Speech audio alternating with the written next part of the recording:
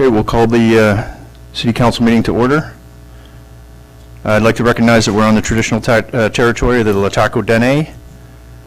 As far as approval of the agenda, we have one late item, K4. The subject is the Museum and Visitor Center. So with that amendment, can I get approval of the agenda, please? Yep. Councillor Paul, Councillor Rudenberg, all in favor? Opposed? Thank you. We'll get adoption of the regular minutes. Any questions or comments on that? Mover? Councillor Runge? Councillor Goulet? Thank you. No delegations. We'll go right down to committee reports, and Councillor Vic to discuss the Seniors Council Liaison. Thank you, Mr. Acting Mayor. So tonight I'd like to report out about the North Cariboo Seniors Council meeting that was held on June 24th. And more or less, I'll draw our attention to a couple of the big pieces. First of which is the NCSC is planning a grand opening in September. And to that end, we were planning on doing something in the summer, but with COVID and whatnot, we've pushed that back a couple of months to just give more preparation and help us just see where things end up in the fall. So that grand opening is actually coinciding with a grant that the NCSC received earlier in the spring, the New Horizons Senior Housing Inventory Gap Analysis. That grant has gone very well, and the work regarding the actual survey is complete. And I'm proud to say that that survey was coordinated with the City of Quesnel, the Cariboo Regional District, and the NCSC. So all the parties came together, and we have a great document, I believe, that the community will really appreciate. And of course, that housing inventory gap analysis will identify opportunities for rentals for seniors in our community, as well as the gaps and where maybe energy should be focused. So that survey will go live in September and will coincide with the grand opening of the NCSC offices, which are at Spirit Center. So that was the big news at our meeting. But I'll give an update as well as some of the grants, other grants that have been applied for and actually spent, and future grant opportunities for the NCSC. So first up, the United Way COVID-19 Seniors Response Fund. That grant occurred in the spring. It was for $6,000, and as reported earlier, that grant was to be used for meal prep for seniors in need, and that was those meals were prepped and given out, and that grant is complete. Second grant was for the United Way Emergency Community Support Fund. That was for $10,000, and that we're calling that the second round of the meal prep grants. And I'm also proud to say that those meals have also already been produced and frozen, and those meals are being distributed as we speak. So the third grant that's being applied for is the United Way Community Investment Impact Program grant. And it will be sort of round 3, which will allow the NCSC in collaboration with other groups to prepare another batch of meals for seniors to be given out in the fall. So that grant is in process, and I'll report back on that as things develop. Also in the summer, so I guess that's just about now, we received funding from the Quesnel Community Foundation Emergency Support Fund. The NCSC received $8,000 from that fund, and they are coordinating a maintenance program for seniors to get their lawns cut and things like that. So we were very happy to receive that funding. So as you can see, it's been very busy with the grant process, receiving grants, spending the money, coordinating all that. It's been very busy for the NCSC. I'm very, very pleased with the board's efforts. I couldn't ask for a better board to be coordinating these very important initiatives. So excellent work. And a special thanks to Anna Rankin, the coordinator for the NCSC, for a lot of these grants. She's done a phenomenal job. And I also really want to thank the City of Quesnel has been very helpful with being the go-between with these grants. Many require that you're a charity, and the City of Quesnel has been very helpful in being the go-between where the City of Quesnel receives the grant funds and then it administers those funds to the NCSC. So I really thank the City of Quesnel for their support. And beyond that, that's all I got to report for today. Thank you. Excellent. Thank you, Councillor Vic. Any questions on that? Councillor Rubenberg. Thank you. It sounds like this group is just moving and shaking, and, you know, kudos to all of them. So one of the interesting pieces that happened a couple weeks ago with Rotaries, we had their food person. She's one of the workers down at the kitchen come and talk to us about how she saw things happening with COVID and you know, how the food piece has been unrolling in the community. And so one of the things that she said is they saw a decrease in the demand from families, et cetera, because they'd had that extra cash coming in and they were actually using it to feed, you know, for food, et cetera. But what they saw, the increase in numbers was from seniors. And so I know that Rotary has said, you know, in the fall, with the Salvation Army, with the BIAs, because we do our food truck drive in November, December, that we're going to meet to try and do a coordinated piece around food, seniors, et cetera. So this group might be another one of those partners to come to the table for that discussion. So we'll keep that in mind. Thank you. Any other questions? No. Yeah, this sounds great, Councillor Vic. Just a couple things. The grass cutting for the summer, is there any possibility that there's a grant available for the winter to maybe help the seniors out with snow removal or anything like that? So for what I understand, that the grant from the Quesnel Community Foundation, there is a timeline to spend that, and it may lapse prior to winter onset. But it's a great question. I'll research that. It was $8,000. We're trying to hire that position as we speak. It's just been posted about a week ago. So I'm not sure how far $8,000 would go, but certainly if there's residual, I think shoveling driveways would be a natural progression of that. And lastly, the seniors housing gap analysis, is that a public document? Yeah, so when it launches in September, we're going to have like an advertising blitz in September, and it will be totally public document, accessible in paper and electronic form, and then the data will be collated by our coordinator, Anna, and then those results will live electronically on the NCSC website. So when citizens want to see where maybe there's opportunities for rental suites or care or whatnot in terms of a housing context, they'll be able to access this. And it will be updated. Our theory is that we'll be able to update it continually as things change in our housing market. Excellent. Yeah, it'd be interesting to see how that the gap analysis relates to the housing survey that we did for the whole North Cariboo as well. Thank you, Councillor Vic. We'll go to my report on the Policy and Bylaw Committee from my July 23rd meeting.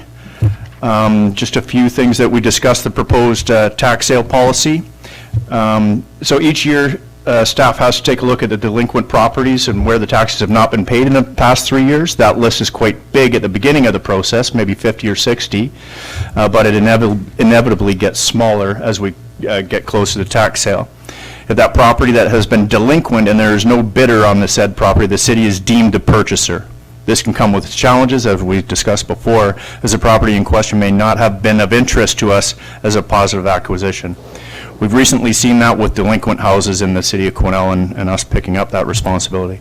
That being said, sometimes there are properties available that might align with the direction council and staff wish to proceed. If that's the case, it is important that the city has had a designate to be a part of the bidding process. Council has directed staff to look at the policies from other areas to see what can work for our city. As it turns out, there aren't a lot of those options that we can be found out there. So instead of a policy, staff is recommending an annual practice. Then we talked also about the financial institution definition. So this is a policy that's been in place for years, and it relates to the fees being charged to traditional banks, credit unions, and lending businesses as compared to the alternative type of businesses.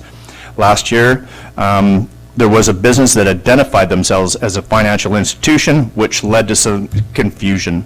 The FABCOM committee gave direction that the banks, trust companies, and credit union or cash lending businesses should fall under the financial institution classification, and that's basically what we've had all along. And then the banner policy and banner application form. This is just some housekeeping changes on where the banner policy now lives, as well as some minor adjustments. So now, instead of requests going to the Director of Community Services, Mr. Norburn, these will now go directly to the Manager of Economic Development and Tourism, Amy Reed. As you will note in the report, there are also a few minor changes to the procedure, and that banner policy is attached.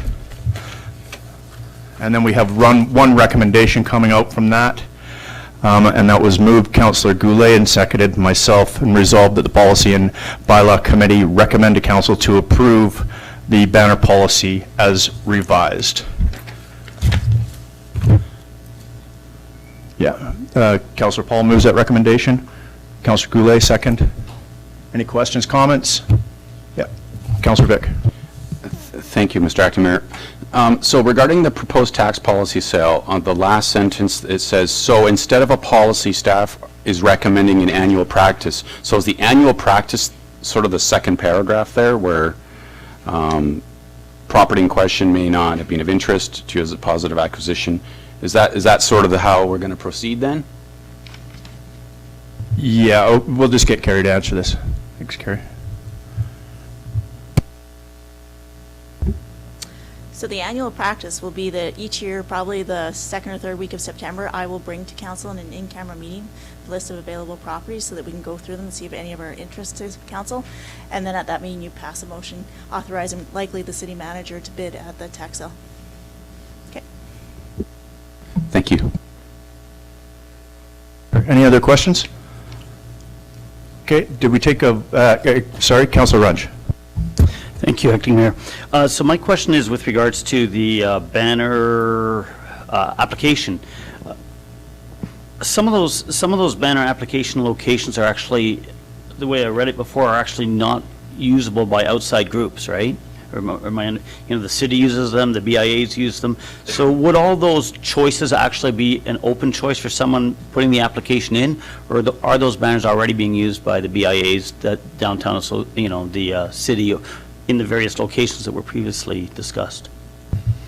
So the way I understand it, and we've been working on these kind of things for 9 years, it's first come, first served for the BIAs. They'll get the first opportunity to have that. And then if there's a group that's interested, they can go through the application process. And if it's deemed appropriate, the size and the content and all of this, there's a lot of things to go through, then I think we can have the conversation about them being allowed to put their banners up. Does that answer that for you? Well, I guess kind of. My question is, as an outside party, can I hang a non-city banner outside City Hall? Is that even an option there for someone? Can you hang a banner outside of City Hall? Well, on the application, there's proposed banner installation locations. And my question is whether those are actually even available to outside people, or are there really just others? There's certain banners that possibly are always used by BIAs or the city or, on the highway, and there's certain ones that are open. Like, do we have designated banners that will be available to outside community members? Or, like, the way I read this now, if I were an outside person, I'd look at that and say, hey, I'd love to have a downtown Reed location, a City Hall location, and then I'm allowed to put 20% advertising on there as the policy states. And for me, as a city councilor, I'd rather not have that option. Yeah, I'll just get the city manager to clarify that for us. Thank you, Mr. Johnson. Thank you. Councillor Runge, my understanding with this is that the banner locations, there are priorities for who gets to use those banner locations, but then it also depends on the season. So there may be seasons of the year when the BIA nor the city wants to advertise on some of those downtown ones. So it is possible then that some of the outside groups would be able to use those for a time-limited period based on where the other higher priority users want to use them. Thank you, and that's great for that clarification. The way I read the policy is that they go up in 6-month increments. And so then my question would be, who pays for the up and down of the banners for short-term time periods? That, it kind of hinges on that too, because there's a cost involved with all that stuff. So I'm just, because currently that's not an option, or is it just done by City Works as needed? Thank you. My understanding is City Works does pay for putting those up and down. But they wait till there's a bunch of them to do and do a bunch at a time, right? So that they would bring in a piece of equipment like a bucket truck or something and do a bunch at once. Thank you for that. Ms. Alberts, did we take a vote on that? Okay, so we got a mover and a shaker. Any other further questions on the banner policy? Call the question then. All those in favor? Any opposed? Thank you. So now we'll go into city staff reports. K1, administration report from the chief, fire training equipment disposal. Chief Goche to report.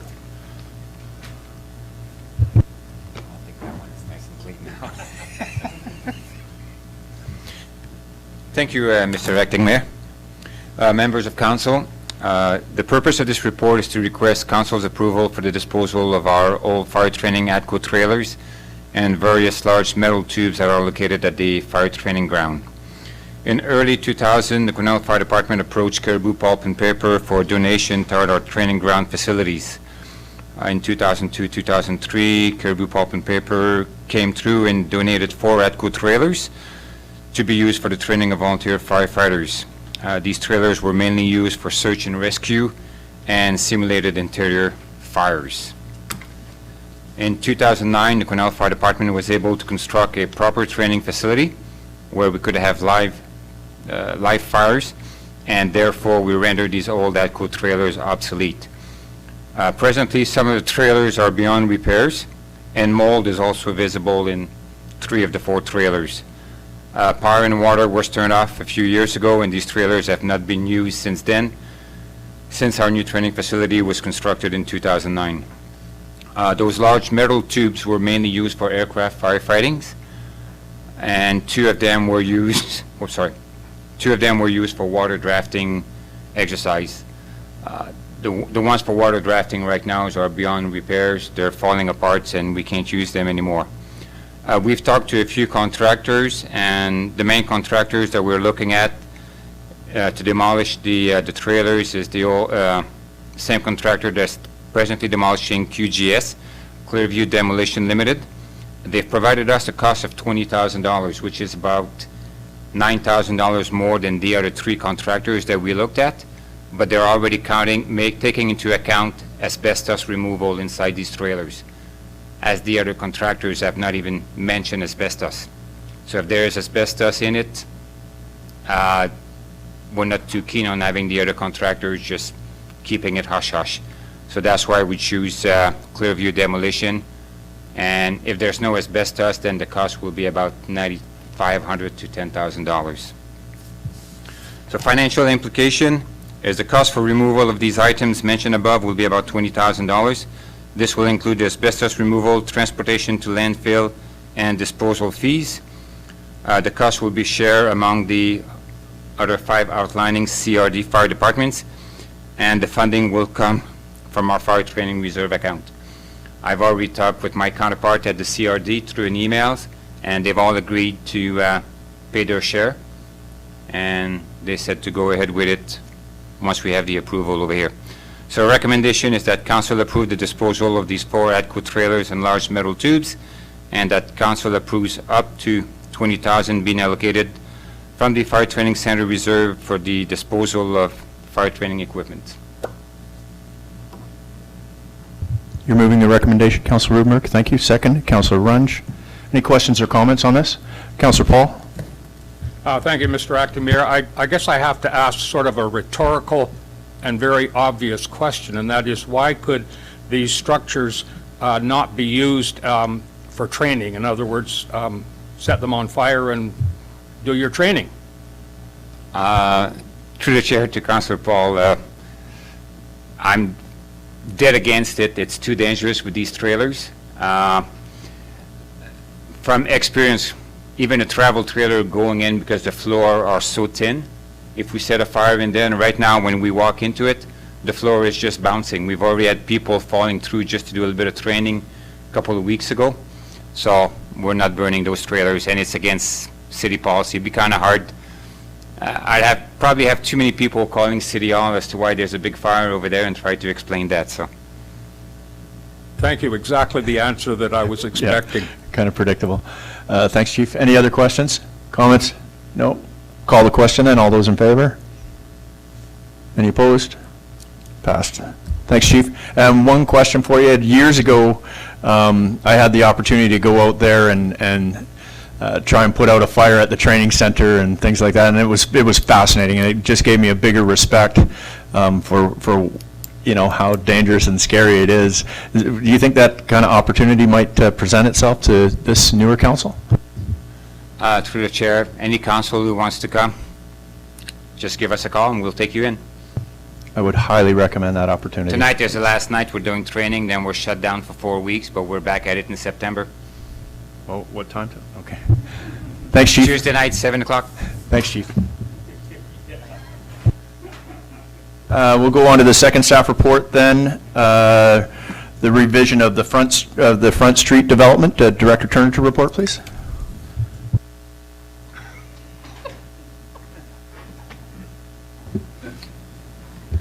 Thank you, Acting Mayor.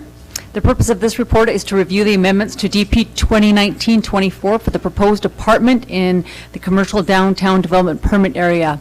This proposal was first approved by council on September 3rd, 2019. The proposal has now moved from a 4-story building with ground floor commercial to a 3-story apartment building. The proposed apartment will have 26 units, originally proposed for 27. The proposed development requires a variance for bicycle parking and has been established, which has been established as part of our new zoning bylaw, but was not adopted in the previous review of this development. Just a couple of quick notes on the changes here. The development being proposed and now approved tonight by council, it does meet OCP and zoning regulations other than the variance for the parking. It is zoned appropriately for the use. The high-density residential for multi-residential use is also consistent with the OCP. The parking and loading is sufficient. The applicant has provided us a rationale for proceeding with a lower number of parking rates for supportive housing, which will allow 10 parking stalls. There will be an additional 3 large car stalls that will be utilized for snow storage in the winter months. And the variance, again, as I said, is with regards just to the bicycle parking. With the new regulations, we feel this is appropriate, given the plans were already in place. The landscaping and screening for the property is, staff approves of it, feels it is sufficient for Quesnel's climate, and there's a couple of issues that still need to be worked out with Public Works in terms of just making sure there's access for parking, service by service trucks such as garbage trucks, and there's a couple of sightline things that we want them to address, but they're very minor, and we will work with them through that process. In terms of the rest of the proposal, it really does meet most of the guidelines for the development permit area, and therefore, in terms of the type and facade of the building with respects to the varying materials, the facade reliefs, etc., giving a fairly nice look, or we feel it's going to be a nice look for this building.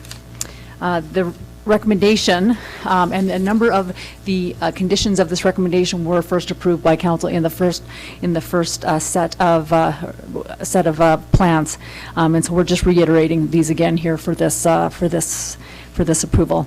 It is recommended that council approves amendments to DP 2019-24 to allow the construction of a 3-story, 586 meter squared new apartment building on Lot E, Block 1, District Lot 385, Cariboo Land, District Plan 1215, subject to the applicant providing final servicing plans, as well as a grading and drainage plan for approval, entering into a servicing agreement with the city prior to building approval, entering into a housing agreement, including a provision of a good neighbor agreement, providing a final landscape plan for approval, obtaining a landscape bond in the amount of $98,250, and paving of the required off-street parking areas. And that council approves the variance that the minimum number of required bicycle parking units be reduced to 10. Thank you, Director Turner. Can I get a mover on the recommendation? Yes? Yeah, for sure. Thank you, Councillor Runge. And second, Councillor Vic. Councillor Runge with a question. Thank you to Director Turner. And I'm not sure if I'm just missing this as I'm looking at the drawings. On page 24 of 37, so I'm dealing with accessibility issues, or looking at accessibility issues, I guess. I see the parking for wheelchair accessible parking, but then it looks like there's stairs going down, and is there a ramp actually coming up for them? Because I see 2 concrete steps versus, and it's just a question, and you can look at that later. I just didn't see it there, how they come off. So it was.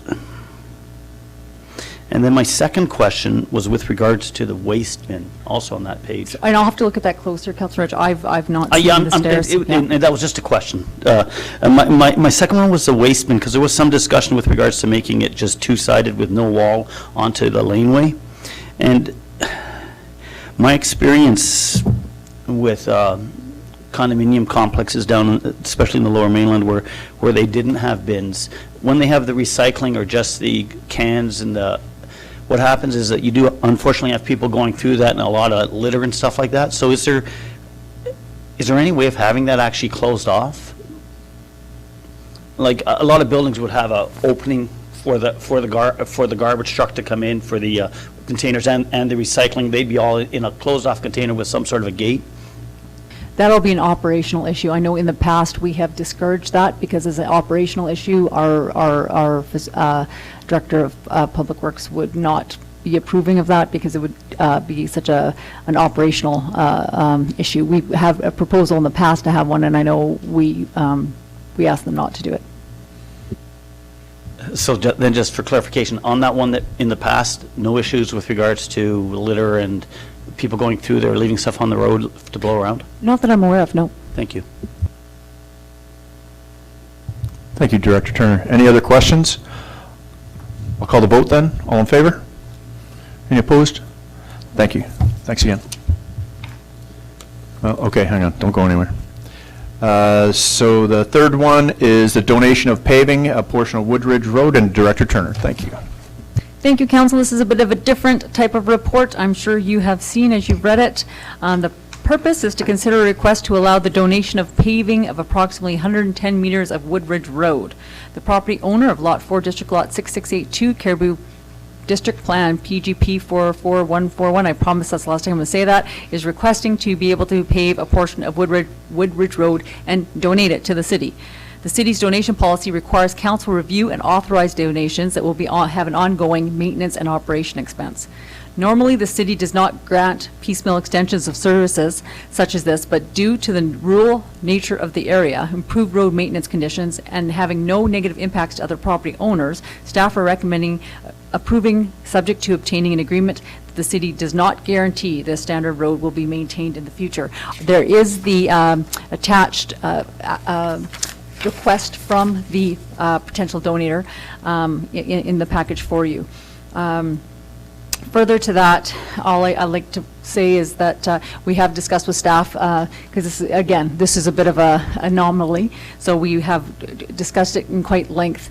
Of course, there's pros and cons, as I've put into the application. The pros, of course, being that, a portion of road gets paved that we're not contributing to, off, at the outset. There is, from the Director of Public Works position, definitely an improved maintenance condition that will come with paving this piece of road, and improved dust control. We do know that the owner of this new house that he's paving to also does have a number of big machinery, so there will be some dust management issues that will benefit from this. The cons, of course, are, however, that this will incur an asset for maintenance that is not currently in the capital plan. So this is outside of the scope for what we are planning to pave at this time. community perception of paving only a portion of the road. We need to be able to rectify that as a council, or as a community and a council. Determination of maintenance standards following completion of the roadway. We really need to make sure that we are okay with doing that maintenance standard up to that driveway for undiscerned amount of time. Those what I would say are the pros and cons for council's consideration. You've read the rest of the report. Let me know if you have any questions, and I'm sure you will. Thank you, Director Turner. Can I get an approval of a shaker, mover? Councillor Paul, and a second, Councillor Rudenberg. Any questions or comments? Councillor Paul? Thank you, Mr. Acting Mayor. Just a question regarding whether our Public Works Department would go and inspect the integrity of the base to ensure that it is suitable to support paving? We will request that they ensure the road is completely constructed to our standards, so that would include base as well as the paving requirements. So they are aware of the fact that they may need to do some base work. Yes, in fact, the contractor that was speaking with them as well made them aware of that, and yeah, they seem completely fine with that. Thank you. Councillor Vic? Thank you, Mr. Acting Mayor. Yeah, I absolutely think this, I think the cons are far outweighed by the pros in this case. And I think the one that might require a little more just adequate consultation with the community is just explaining how this came about with the issue, perhaps explaining why only a portion of the road is being paved. But I think if we adequately communicate that in the neighborhood, I think that mitigates that risk.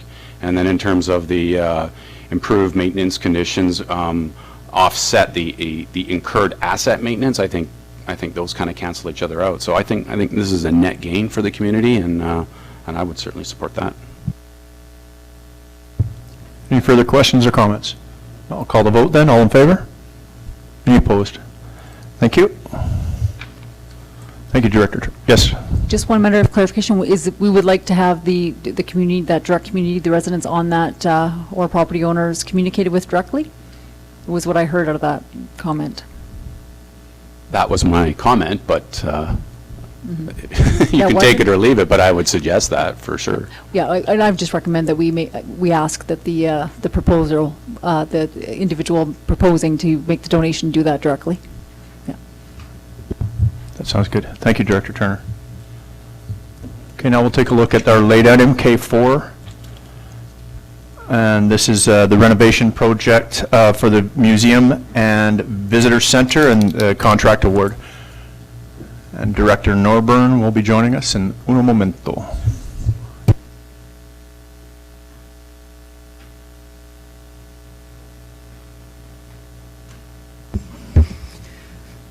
The purpose of this report is to seek council approval to authorize staff to negotiate a contract with James & Sons Electric Limited for the renovation of the museum and visitor center. So the city budgeted $1.4 million for a renovation of the Quesnel Museum and Visitor Center in 2020.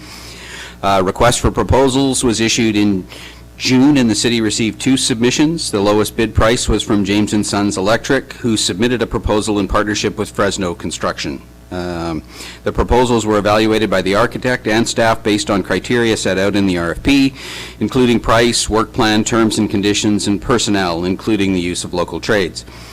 James & Sons Electric Limited was the lowest bid price and the highest scoring proponent based on the evaluation criteria in the RFP.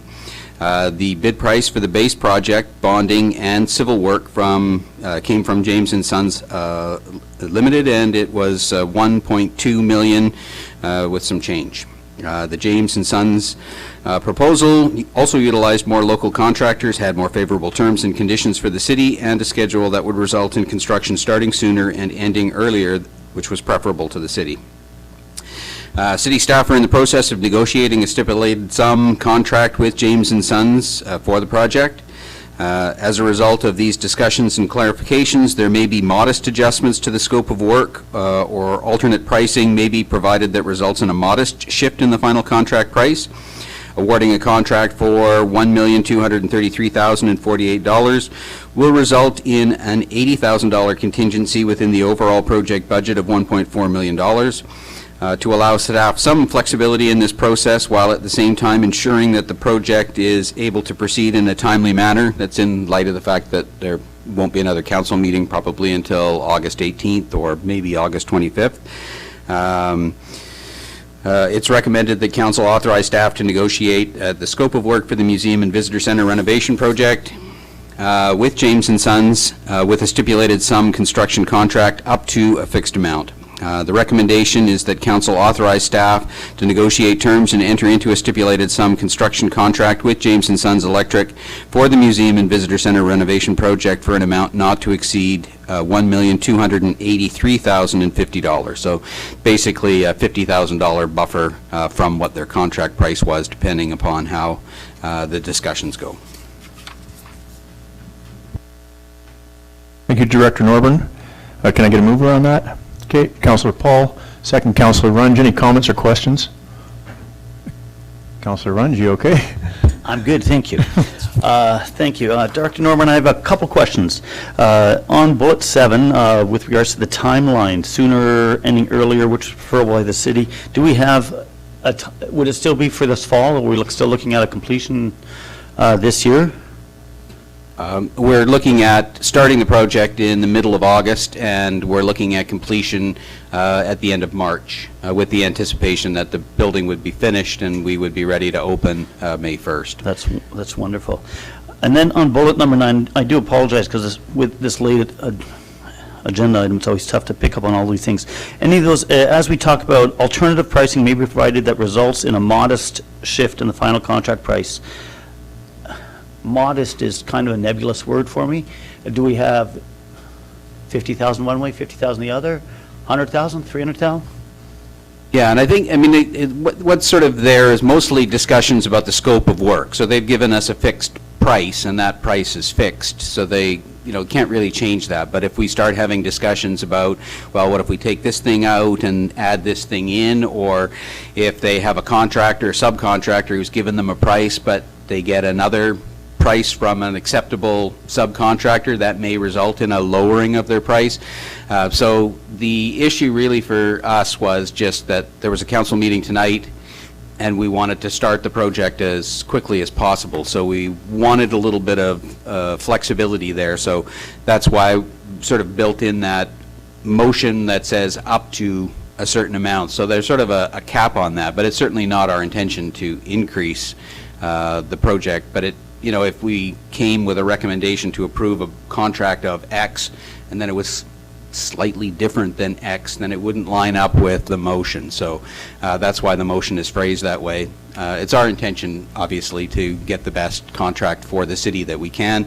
And like I say, we're not really negotiating or trying to alter their price, unless it goes down.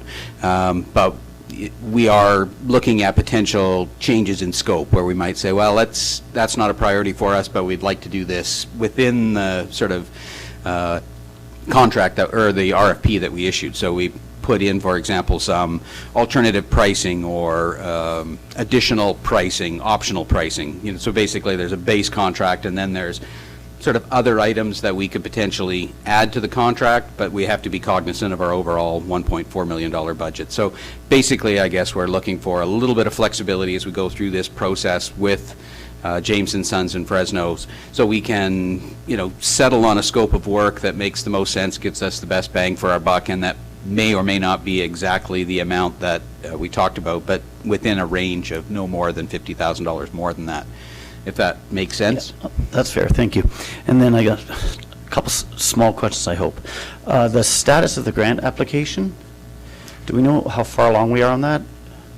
So now the Cultural Spaces grant, we did apply for that, but we're sort of aware that as the grant is eligible, so we can work on the project even though the grant is not known. So that Cultural Spaces grant, we probably won't hear until February or maybe even March. So Elizabeth's gone through that process, but it's a long, slow process, and it's quite possible that we'll receive the funding after we've already committed to spend the money. But we do have the money allocated in the budget, and sources of funding for the full project.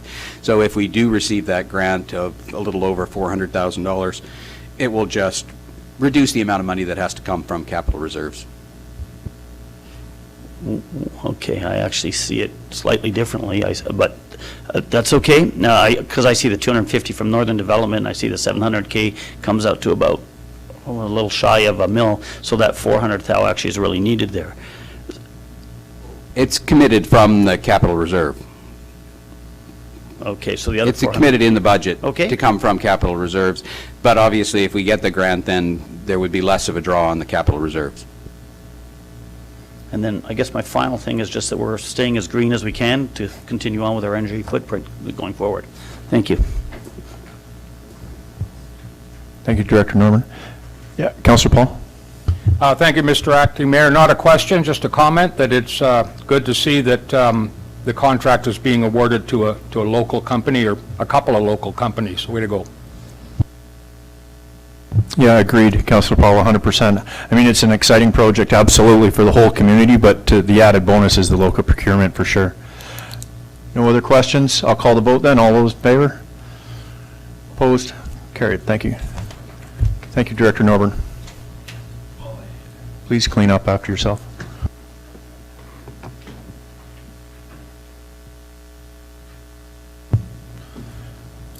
Okay, no new business or correspondence.